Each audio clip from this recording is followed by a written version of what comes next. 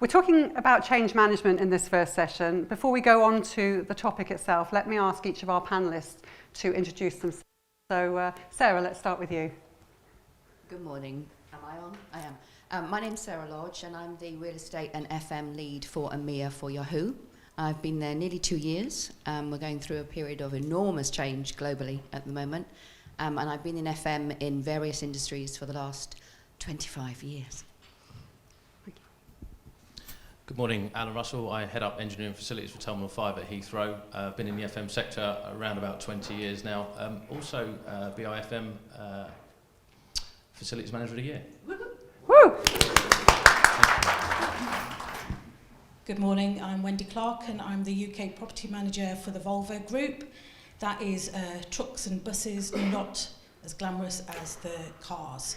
So yeah, I work with a lot of men, not very many women. I've been at Volvo for 8 years and I've been in FM for about 15 years.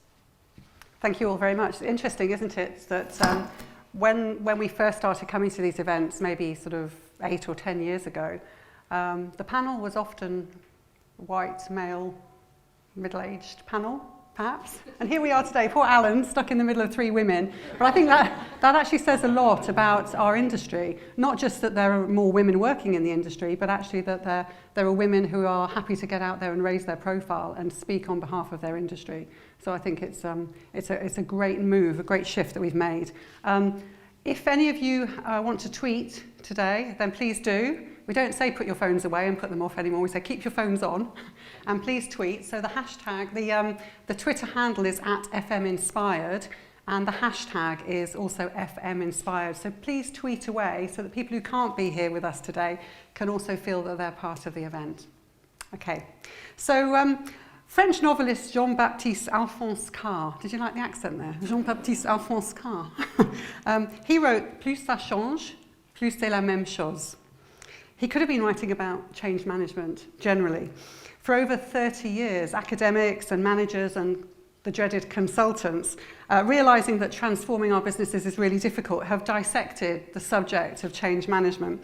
They've sung the praises of leaders like Steve Jobs and Richard Branson, leaders who communicate the vision and walk the talk in order that change efforts, change programs succeed. They've stressed the importance of changing organisational culture and the attitudes of the people who work for us. And they've encouraged companies to launch these campaigns that appeal to hearts and minds. You hear that quite a lot? It's all about hearts and minds. However, studies still show that in most organisations, over 2/3 of change programs fail. So perhaps it is the more things change, the more they stay the same. Managing change is really hard, and I think all of us have been through change programs. Part of the problem is that there's actually little agreement on what factors most influence successful change. If we asked 5 or 10 senior people in FM and property to name the one factor critical to success, they'd give us, every one of them will give us a different answer. So we're hoping we'll get some clarity this morning on what's critical to change. I searched on amazon.co.uk yesterday, obviously via the Yahoo search engine. I searched on Amazon for books on change management, and up came 113,630 titles. So that's 113,630 titles, and each of them has got a very distinct take on the topic of change management. So no wonder it's a bit cloudy sometimes. So let's start with the panel. If you have questions at any point during this discussion with the panel, please just raise your hand and we'll bring a microphone to you. Don't be shy. What we want is for you to get some of the answers that you need today, so you get some really useful information. But the first question is, what would you say is the difference between change management and project management? Who wants to take the microphone first? Alan. It's an interesting question, and just pondering it through, I don't think there is actually that much of a difference in my mind. I think change is fundamentally part of any project or any given activity that you may do. So I think it's more of an integral part of project management as opposed to and something completely different.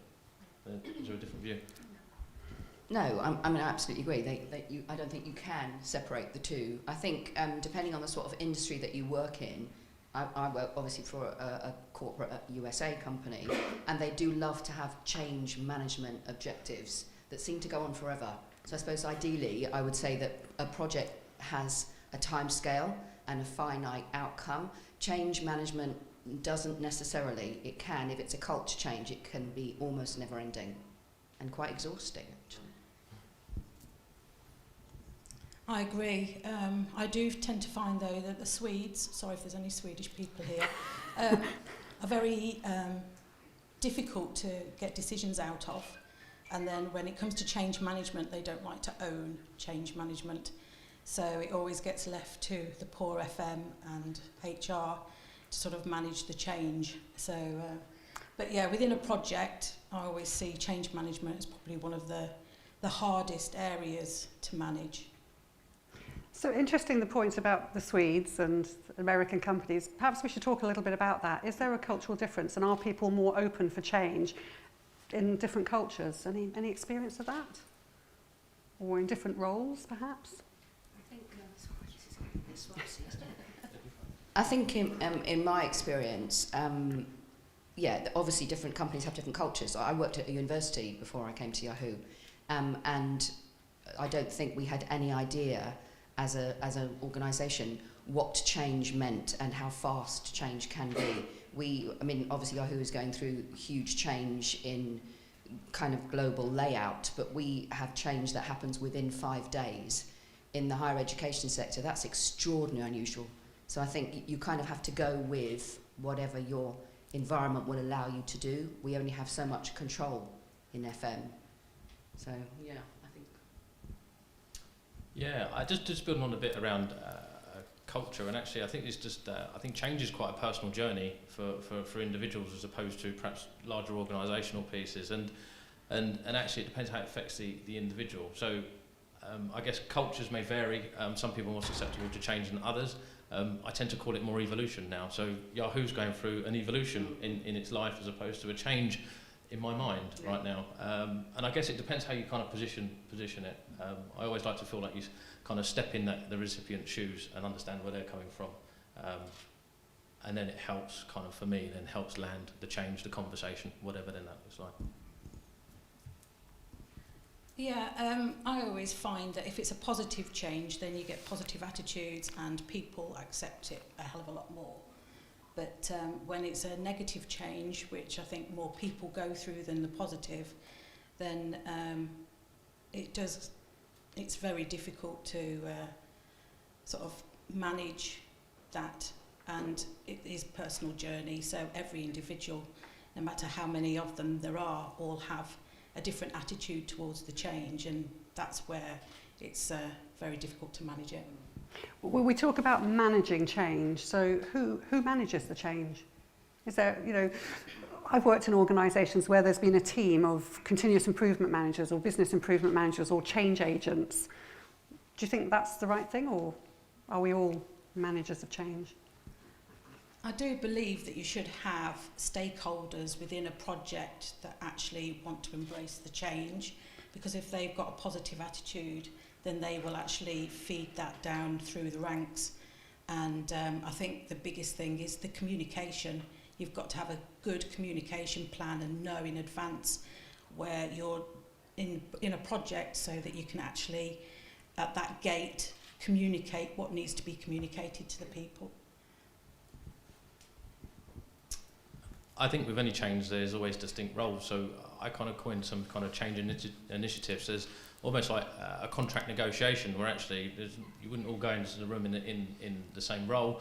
You would have your defined roles. You would be quite clear in terms of your accountability and the ownership that you would have and what you bring to the table. I think that's really, really important. Yeah, I think no matter what industry we're in and the different changes we go through, there's nearly always an HR stakeholder. We would always have a senior financial stakeholder, and a business lead. We would just call them a business lead. So in each of our entities, we would have to have a nominated person that was leading the business change, whereas we're leading the FM or property change. So I don't think that's changed anywhere I've worked, that you have to have one of those people in the group. So from your experience, all of you, would you say that when there's a big change initiative going on in your organisation, the facilities team is involved from the start, or do you often find out about it later on? Because I guess most change programs will impact on you and your teams at some point. So are you involved from the start? At Yahoo, yes, but actually that's the first company I've ever worked for where we would be involved at the beginning. Quite often we would be one of the last people in the chain. What happens in that case? Absolute chaos. But I think Yahoo have it right, strangely enough. Certainly in the HE sector, no, estates would not lead what was changing. It was always the academics. And in the entertainment industry, it was the same. Yeah, I think, just trying to think, you throw in it as a mantra of mine just springs about when I think of this, and it's kind of something that I instill in my team is we don't do victim. So it's easy to kind of be that reactive hero that saves the day, but actually proactive heroes is what we want, and we don't do victim. So absolutely get involved in any form of change or anything that's going on up front and help shape that, because I think the investment up front will then actually pay dividends in the longer run. And we end up with that proactive hero piece. I always tend to get involved after the decision's made, and then and then pick up the pieces on what needs to be done. So yeah, I think decisions get made quite high up, and then it gets passed on to the FM team to plan it and sort it all out. So if we talk for a moment about the skills that you need in facilities and property to be able to get involved, to know what's going on and to help support that change, do we have those skills? Do we need to put together perhaps a development programme as part of the BIFM qualifications? Any thoughts on that? Skill set that you need for change? I think, I think probably my biggest learning curve has been the importance of networking within the business. So we're not, estates are not necessarily seen as we don't have a member on the board, we don't have that sort of priority within the company. But I think it's the confidence of being able to network with your own stakeholders, and like you're saying, get involved from the beginning. Don't be afraid to go and find out what's going on. Use the people that you know in the different departments that are leading the business to find out. And that's a confidence thing. So it's really experiencing your role, but also in your industry. I'd like to build on that, and I couldn't agree more, actually. I think that's really, really important. And I just wonder, though, whether, I guess, for me, change, improvement, evolution, for me, that's a really core part of what FM is all about. FM is not about standing still. FM is about driving change, driving continuous improvement, pushing the boundaries, delivering new products, services, and doing the right thing by the customer. So I really do think it's kind of a core of FM as opposed to being a bolt-on of what we should do. Unfortunately, in the UK, there's only 2 of us managing 68 buildings. So it's very difficult sometimes for the wider area to remember that real estate actually have a stake in knowing what's to be done in the buildings. We have regions, and the regions make their own decisions. So quite often they start doing something before they think, oh yeah, we need to get real estate involved in this because they're actually going to pay for this to be done. So we are trying to get out to our networks a lot more, but as I say, with 2 of us covering from Inverness to Exeter, it can be quite difficult, and we don't get to every place every year. So that's when change is difficult, when you've got a very small team to manage it.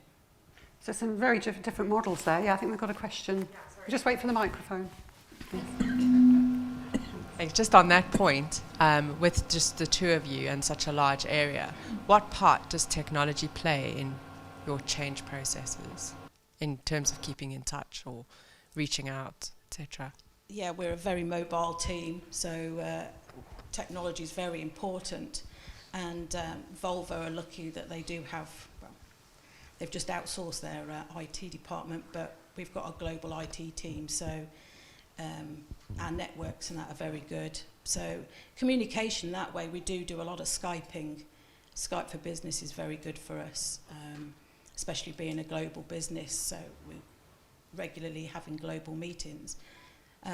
But within the networks, I think the networks are now actually realising that they don't have to see us physically, that we can actually talk to them just by communicating through Skype. So yeah, we do a lot of that as well. Interesting about technology, I've had an experience recently. We've been working on a project with a global pharmaceutical company, and they live by conference calls, WebEx calls, and it's horrendous. It's absolutely. I don't know if any of you have the same experience. You kind of know that the guys in Italy whose English isn't that good are sitting there, on, doing emails or on their BlackBerry. You know it's happening, and there's a fantastic YouTube video that shows exactly what happens on a conference call. The companies are spending millions of pounds putting these great systems in place, and somebody sitting in the head office in London or New Jersey or whatever it is thinking that their people are really engaged all over the world. Can anybody prove me wrong? Does anybody have success with these systems? Because if we're talking about change management, communication, as the panel have said, is absolutely key, communication and networking. So, yeah, does anybody have an example they can share with us?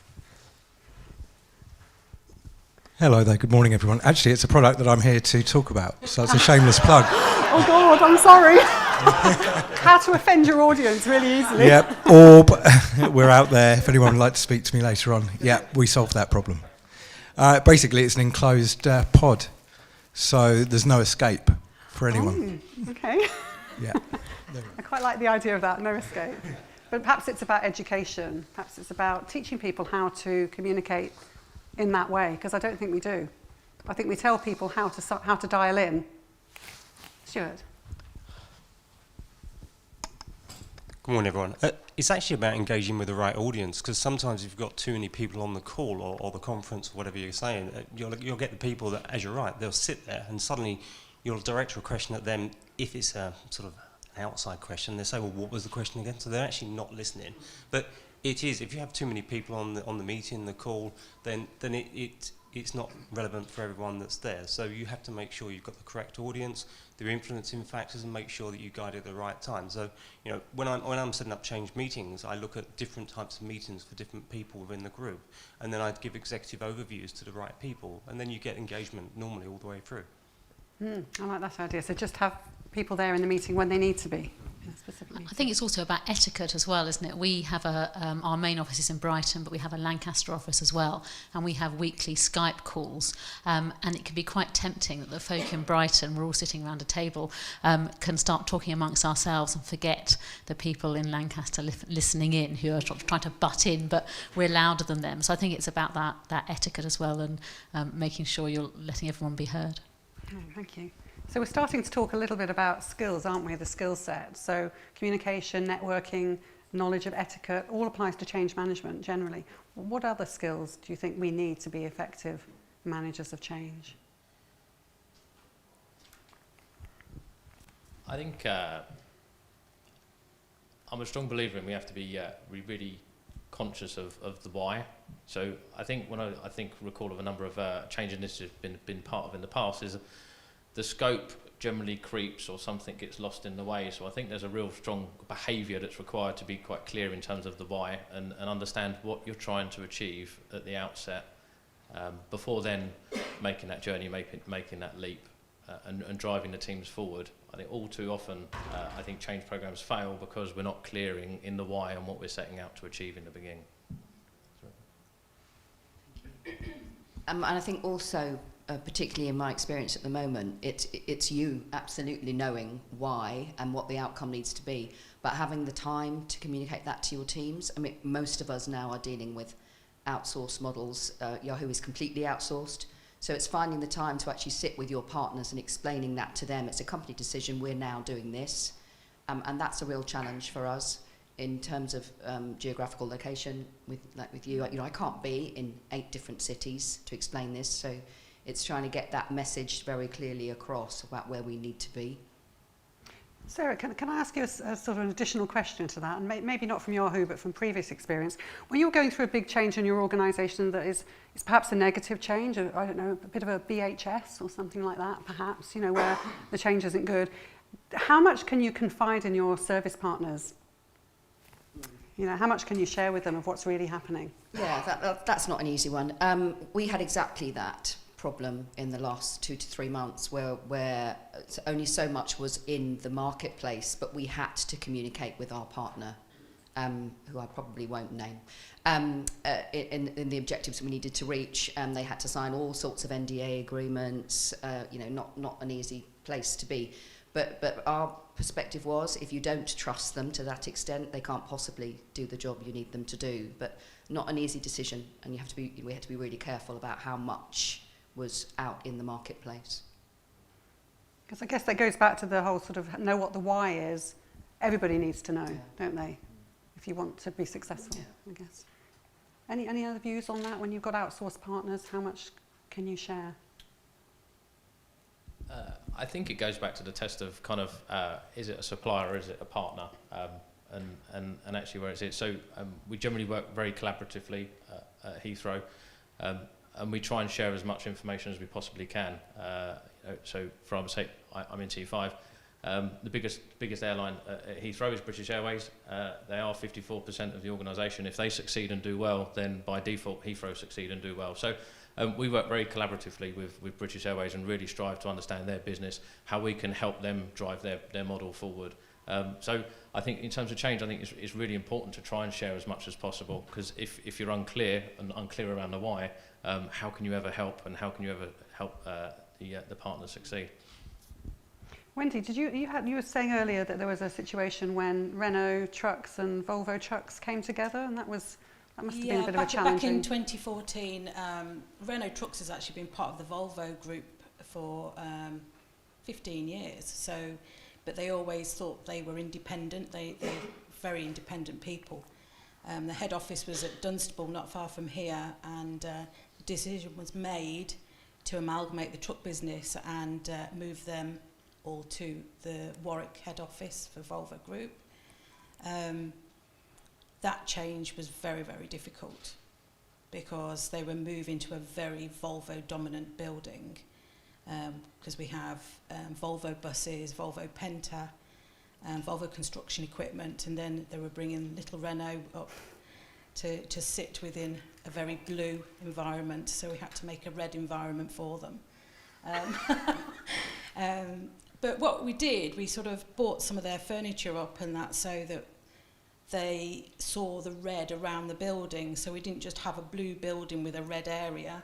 We actually bought red into the building and started putting Renault trucks and their merchandise and that around the building and put pictures up. So they actually settled in very, very well.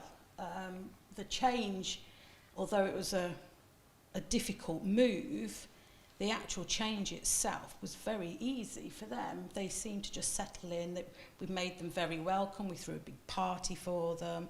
They had cakes and champagne, and so yeah, it was very good. And they're still there today, and they're actually now out of the red area and sitting with Volvo trucks. So it's all merged together. Interesting that those little things about the colours and the pictures are probably something that the facilities team would come up with really easily, but perhaps would never have been on the change management plan to start with. It was very noticeable. People kept saying, oh, we've got red chairs, oh, we've got this. But now, because Renault bought their red chairs up, we've got Volvo people sitting on red chairs because they think they're more comfortable. So, you know, it's a chair at the end of the day. It was just that it was very staunch Volvo, you know, Volvo product, and Renault sort of have invaded the building, but now they're just part of the environment, and there's nothing different anymore apart from their Renault jackets. I think we've got a question here at the front. Yeah, thanks, Wendy. That was sort of links nicely into my question around initiatives with engaging employees. So I appreciate all large organisations will have a sort of a very clever change strategy and engage with the right stakeholders and have the right people involved, etc., etc. I'd quite like to hear some more examples of some actual initiatives to embed that change around changing behaviours, attitudes that connects with the hearts and minds. I'm leading a change project at the moment. And, you know, we think we've got it right, our change strategy, but it would just be quite useful if there's any more examples like the one you just gave. Yeah, I think it's very important to engage the people into the change. So once they've got over the initial shock of that it is going to change, let them help choose furniture, let them help choose the way they want to sit, what offices and meeting rooms they want, what pictures they want on the wall, what colours. And I think if they get to be involved in that, they feel part of that change and they embrace it a hell of a lot more than they would if they were just told, tomorrow that's going to be your desk and it's going to be this colour and that's it. If they haven't had any choice in that matter, they find it a lot harder to accept.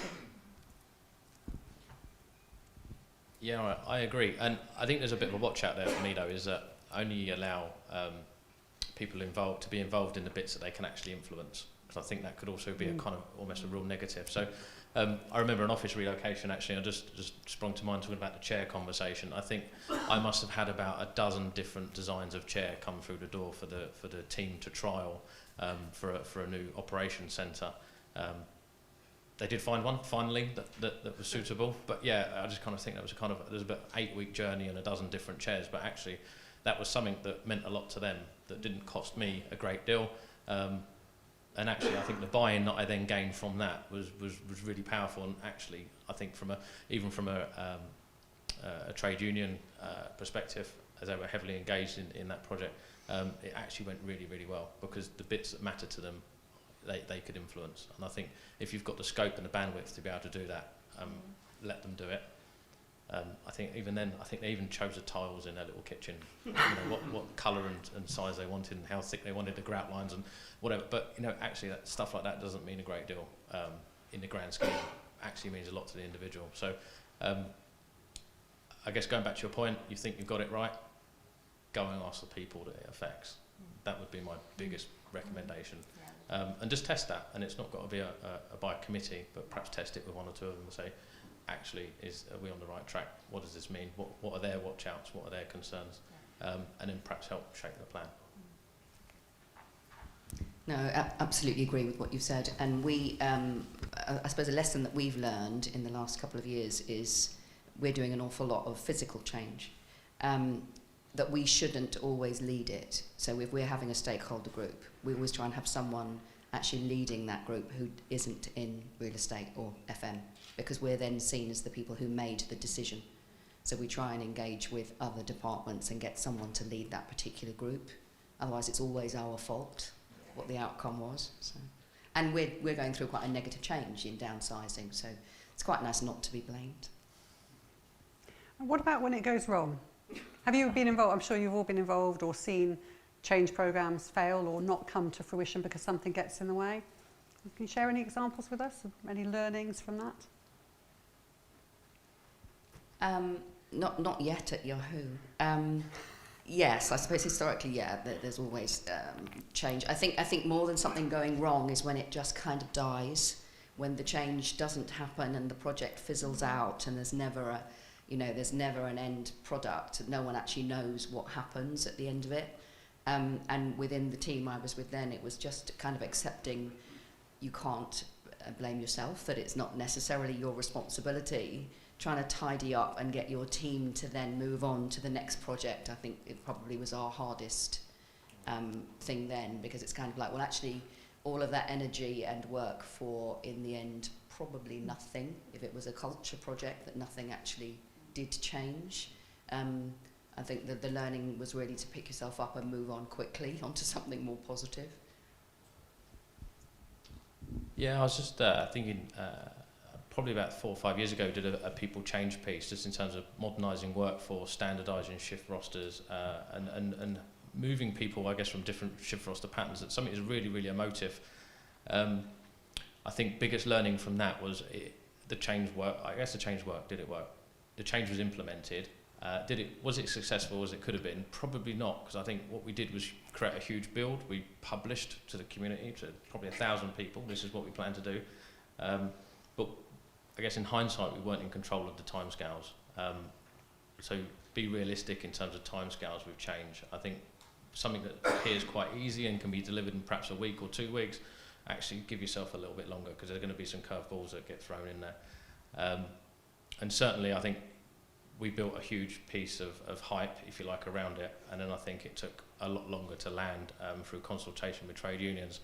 And then we lost the people to an extent on the back of that, and it's taken some time then to build it back up and get the people back on side, because they hear the change, right? Some want the change, some don't want the change, but actually there was kind of, we kind of dipped into a no man's land of was it not, why we were locked behind closed doors with in consultation. So I think, you know, really important to kind of get out there and be pragmatic about your program.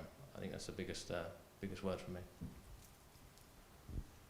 I've just actually been part of a global project team for developing the Volvo Future Workplace, and that is going to be a very big culture change for Volvo, because it's going to activity-based working, and Volvo are very office orientated and sit at your desk and work so we can look at you and see that you're working, not go and sit in a meeting room or any other room away. We need to know what you're doing at all hours. And I think they've done it right, because the first people that are actually going to be activity-based are actually the AB Volvo exec team. We're building a new head office in Gothenburg, and the new CEO will not have an office. And he's accepted that, and the rest of the exec team have as well, although they have got a floor to themselves. So I think so that was the compromise, that they had a floor to themselves, so they can lock themselves away, and they've got meeting rooms and everything else. But the whole of the building will actually be activity-based working. So a big culture change for Volvo, and I'm just hoping that the Swedish team is actually managing that well, because it's a very, very big change from the old head office, where it was just corridors of offices. So, yeah. Interesting, talking about the senior team. I was at a media company last Friday who were doing something very similar. They're moving everybody. And the CEO and the CFO initially said, absolutely, we don't need desks. You know, we're quite happy to hot desk like everybody else. Guess what? They changed their mind. So maybe a question to the panel. Is it important when we're going through change programs that this whole sort of lead from the front, lead from the top, does everybody have to do it the same way?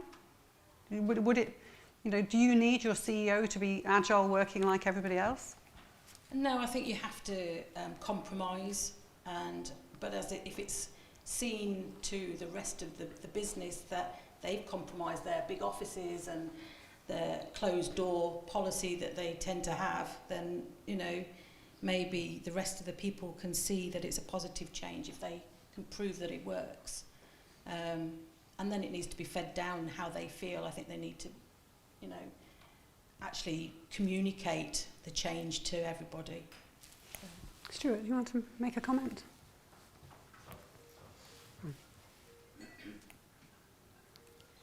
No. Yeah, one of the ways we dealt with that change, where people didn't want to move from office-based to being open plan, we designed a space where everyone, including the CEO and the executives, will be in open plan. But guess what? They all had their own private meeting rooms to be able to hold meetings in. So when they had calls to make, when they had meetings with people, they could go into those rooms, but they were not allowed to stay in those rooms. So it was almost a hybrid version to be able to make the change start to incorporate in an organisation. So just a different way of looking at things. When you say, Stuart, they weren't allowed to stay in those rooms, who policed that? It was actually from above. It was the CEO that endorsed it, because he wanted to start looking at how could we get better utilisation of space in the buildings.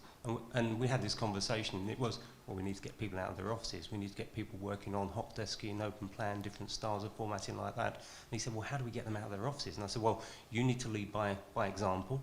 We need to give you a private meeting room, which has got all of your own AV equipment and everything in it. But you need to make sure that your executives follow suit, and we can actually push that down the chain. Okay. Also, another question?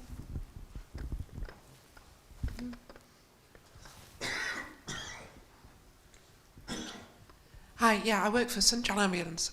We're going through a massive change at the moment in the structure, and we're going from 8 regions down to 4. So a lot of this is really, really key to us at the moment, because we're going from working very much in our own sort of regional offices to being a lot more interfacing over, you know, different methods of communication. And one of the things I've seen within the organisation is that we're very, very bad at user engagement, and we're very bad about finding out what makes people tick before we actually start the change process. So I was wondering if you can tell me what sort of weight, what sort of percentage you would put in the groundwork, finding out about your users, your customers, prior to starting a change? Great question. So, Alan, come to you. Yeah, so I operate in the world of 80-20 a lot of the time. Preparation is absolutely key to anything you're doing. So I would go so far as say perhaps 80% of preparation.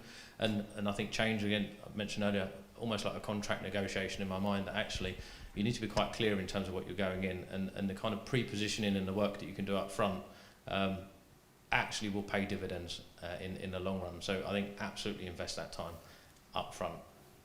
And then the actual physical change should be really the last bit. You know, you kind of got in kind of various models are out there, and I don't want to kind of get all cliche and start quoting them, but actually preparation is out there. Understand what you want to do, the reasons why, understand how you're going to deliver it, and then go for it. Yeah, I absolutely agree, and it sounds like we're going through a similar kind of regional change to you. I think the challenge I've got is sometimes I don't have the time to do that sort of preparation. But absolutely push as hard as you can to be given that prep time, because you'll just end up catching up on the back end of it. Yeah, I think it's key to actually understand the people that you're working with and how they work. I mean, you can't put a call centre into activity-based working very easily if they've got PCs and soft phones and that all need to sit on their desk all the time. And they sit in specific teams every day.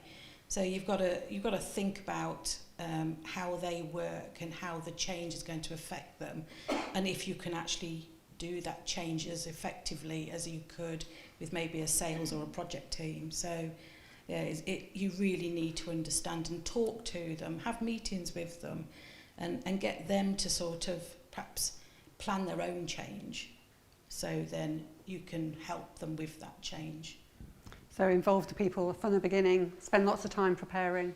I think what you'll find today when you talk to each other and you meet new people is to start having those conversations about what have people done in similar situations to the challenges you're facing right now. Because the one thing I found about our industry, whenever I've asked for help or guidance or advice, people have always given it. No one's ever said no.